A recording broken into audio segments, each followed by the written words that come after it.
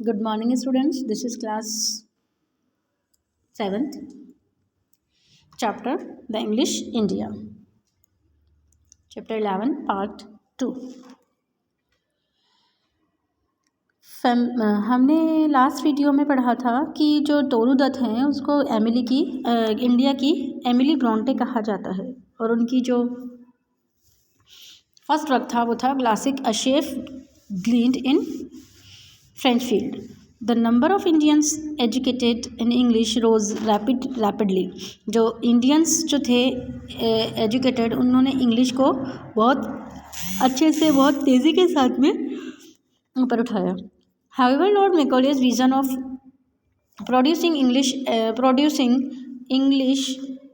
educated entrepreneurs who would be Indian in blood and color, but English in taste, in opinion, in morals and intellect, backfire on the British in the long run. तो कहने का मतलब ये है कि Lord मैकॉलेज के vision में क्या था, of producing English educated interpreters, मतलब वो जो इंग्लिश को एजुकेटेड जो लोग थे, इंटरप्रेटर्स थे, वो क्या होंगे, इंडियन होंगे. वो कैसे होंगे, would be Indian in blood से और कलर से तो इंडियन है, बट इंग्लिश इन टेस्ट, लेकिन उनका जो टेस्ट होगा वो इंग्लिश वाला होगा. In opinion, English in taste, in opinions, in morals and in intellects, backfired to the British in long run. From Rabindranath Tagore to Gopal Krishna Gokhale, Mahatma Gandhi to Jawaharlal Nehru, many prominent freedom fighters had received education in English, but choose to upload their own vision for India. जैसे रविन्द्रनाथ टैगोर से लेकर गोपाल कृष्ण गोखले तक, महात्मा गांधी से लेकर जवाहरलाल नेहरू तक, बहुत सारे जो प्रोमिनेंट जो इम्पोर्टेंट फ्रीडम फाइटर्स थे उन्होंने एजुकेशन ली. किसमें, इंग्लिश में एजुकेशन ली, लेकिन अपना ओपिनियन उन्होंने इंडिया के लिए रखा, अपना खुद का विज़न रखा. इंग्लिश के अकॉर्डिंग वो नहीं चले, मतलब ब्रिटिशर्स के अकॉर्डिंग नहीं चले, उनका पॉइंट ऑफ व्यू उन्होंने नहीं अपनाया. Newspaper such as the Amrita Bazar Patrika and the Bengalee reached out to the fast growing English speaking intelligentsia and aroused patriotic fervour. Intelligentsia, a group of people who is intelligent, मतलब जो कि बहुत ज़्यादा इंटेलेक्चुअल पावर वाले जो ग्रुप होते हैं, हाई लेवल के एजुकेशन स्पीकिंग वाले, उनको इंटेलिजेंसिया. तो उनके लोगों ने पैट्रियोटिक फीवर को उठाया, मतलब उसमें बहुत ज़्यादा स्पीचेस, आर्टिकल्स छापे गए, लोगों ने पढ़ा, लोगों तक इन न्यूज़पेपर के थ्रू पहुंची, तो इससे फ्रीडम फाइटर्स तक पहुंची. पैट्रियोटिक जो फीलिंग्स थी वो उन्होंने महसूस की आम पॉपुलेशन में. कहते हैं कि एक अलग जगाना, तो वो रोल प्ले किया इन अखबार ने. Later newspaper such as the People, the Tribune and the screen search light took up the cause of freedom. अब इन लोगों ने का क्या हुआ, फ्रीडम को टुकअप किया, मतलब टुकअप ऑफ द फ्रीडम, फ्रीडम को टुकअप करना मतलब एक कारण बने, फ्रीडम का कारण बने, जो क्योंकि इसमें बहुत सारे फ्रीडम फाइटर्स ने क्या करते थे, वो इनके थ्रू इन्होंने फ्रीडम फाइटर अपनी जो फीलिंग्स थी वो इनके थ्रू उन्होंने अखबार के थ्रू उन्होंने आम लोगों के लिए पहुंचाई.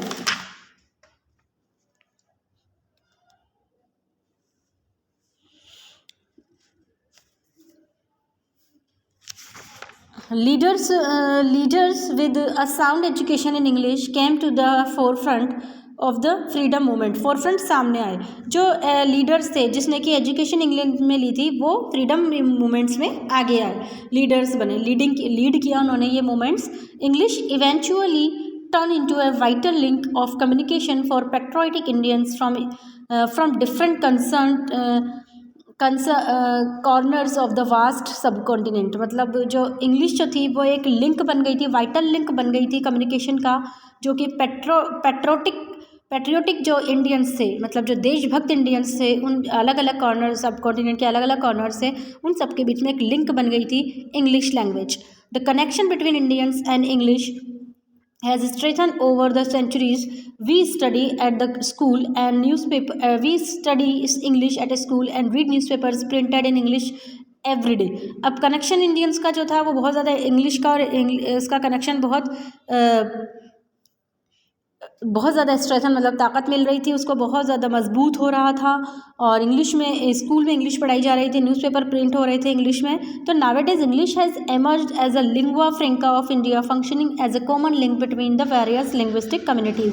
लिंगुआ फ्रेंका वो टर्म होता है। लिंगुआ फ्रेंका का मीन्स होता है एक इटालियन टर्म है, जो कि Italian term for a language that is adopted as a common language between speakers whose native language are different. जिसकी ऐसे कॉमन लैंग्वेज मतलब कोई नेटिव लैंग्वेज तो हमारी अलग अलग है, जैसे मैं बंगाल की हूँ, आप साउथ के हैं, मैं नॉर्थ की हूँ, तो हमारी लैंग्वेजेस में फ़र्क आएगा। तो हम लैंग्वेज तो वो हमारी अलग है, लेकिन हम एक जो कॉमन लिंक बन जाता है किसी लैंग्वेज का, तो वो बन गई थी इंग्लिश। कि सब लोग इंग्लिश को इतना ज़्यादा पढ़ने लगे थे। और आज भी लोगों के बीच में मतलब हम कहीं भी चले जाएं, हम जहाँ ऐसे प्लेस विजिट करने जाएं जहाँ हम उनकी लैंग्वेज नहीं जानते, लेकिन इंग्लिश तो कॉमनली सभी लोग जानते हैं ऑल ओवर द वर्ल्ड। तो वो एक लिंग्वा फ्रेंका बन चुकी है the country. English allows Indians to find employment and education outside their home states, seek medical help at more advanced facilities, or enjoy vacations at places where they cannot express themselves in their own language. अब English हमारे लिए help करती है Indians को अपने लिए employment find करने का, एजुकेशन अपने होम स्टेट से बाहर जाकर एजुकेशन प्राप्त करने का, मेडिकल हेल्प को देखने का, और मोस्टली जो ऐसी प्लेसेस पर हम जाएं जहाँ हम अपनी लैंग्वेज में अपने आप को एक्सप्रेस नहीं कर सकते, तो वहाँ हमारी इंग्लिश हेल्प करती है।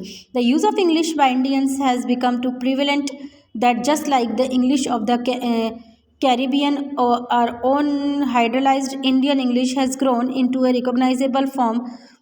मतलब ये कहना चाह रहा है कि जो इंग्लिश है वो यूज़ जो है इंडियंस के द्वारा बहुत ज़्यादा मतलब बहुत बड़ी एक स्केल पर यूज़ में लिए जाने लगी है। Just like the English of the Caribbean our own hybridised Indian English has grown into a recognisable form. English जो है इंडियन इंग्लिश जो है मतलब एक तो होती है ब्रिटिश इंग्लिश हम यूज़ में लें, हम एक अमेरिकन इंग्लिश भी यूज़ में लेते हैं, लेकिन जो अब एक खुद की एक अलग इंडियन इंग्लिश ने खुद की एक अलग पहचान बना ली है। Although it's spelling usually follows British English, there are several features that mark Indian English as different। लेकिन क्या होता है, हम स्पेलिंग जो यूज़ में लेते हैं वो फॉलो करते हैं, वो ब्रिटिश की यूज़ में लेते हैं, वो भी कभी कभी कुछ अलग हो जाता है। Indian English often reflects the influence of native Indian language and tradition. For example the suffix ji or the Urdu derived sahib may be added to a name or the title of a person older than oneself to show respect, swami ji, begum sahib and so on.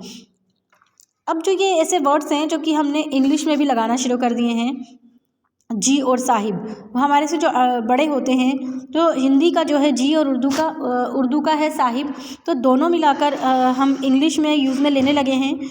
और जो हमारे से बड़े होते हैं उनकी respect के लिए ये वर्ड बोले जाते हैं। Some common words in English have been borrowed from India. और कुछ कॉमन वर्ड्स जो हैं वो इंग्लिश के इंडिया से बोरो किए गए हैं, जैसे गॉट एग्जाम्पल गुरु, चीता, बंगलो, शैम्पू, खाकी एंड जंगल। ये वर्ड्स जो है वो इंग्लिश में एज इट इज़ यूज़ में लिए जा सकते हैं। Indian English literature is unique in its own right. R K. Narayan, Malgudi Days, Raja Rao, Kanthapura and Mulk Raj Anand Coolie were in its pioneers.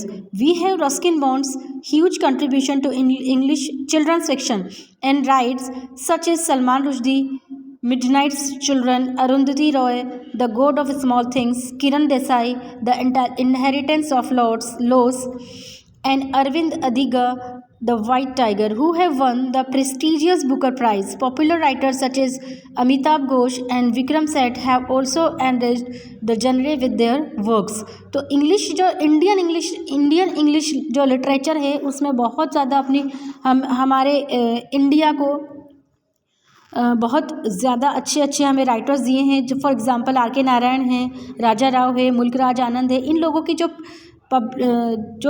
Publications हैं, जो इन लोगों की बुक्स वगैरह हैं, उनको अच्छे बुकर प्राइज़ भी मिल चुके हैं।